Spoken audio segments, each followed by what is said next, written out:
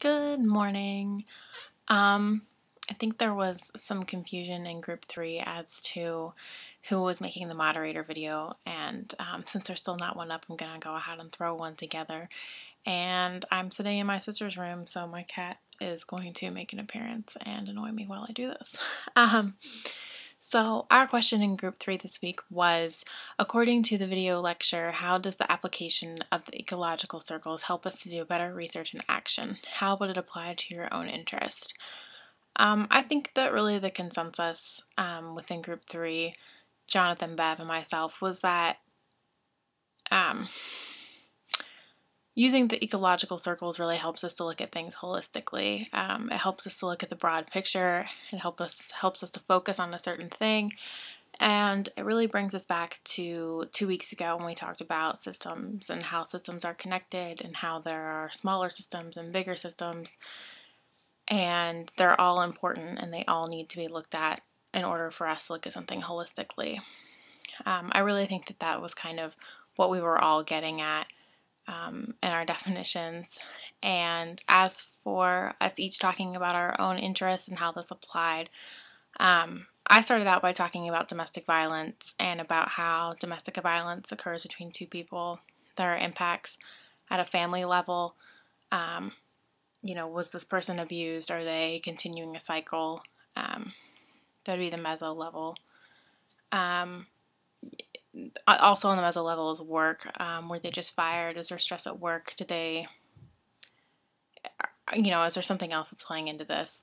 And then within the exo system, are there places for this person to turn to get help? Do they have access to counseling, etc.?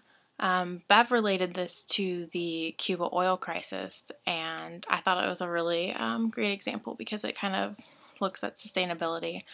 And she talks about how on the different levels, Cubans were affected. They couldn't heat their houses. They couldn't cook food. But on within the exo system, the exo level, the government imported millions of bicycles to help them with transportation, and as a result, the health of the country improved. And on the micro system, they were planting gardens, and they kind of came up with this, sustainable farming to help them with this crisis, and then they kind of turned something into like a positive, and they became a model for change through collaborative action on all ecological levels. I thought that was a really great example.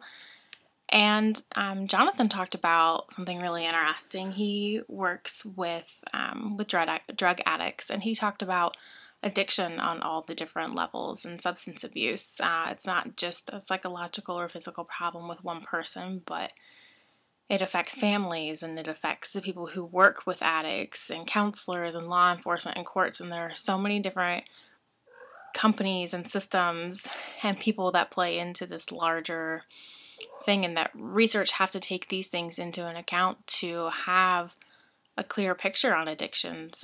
He ended with saying that issues need to be looked at holistically, and I totally agree with that. I really think, as I stated earlier, I really think that that was the heart of what we were all trying to get at with our examples and with our videos this week.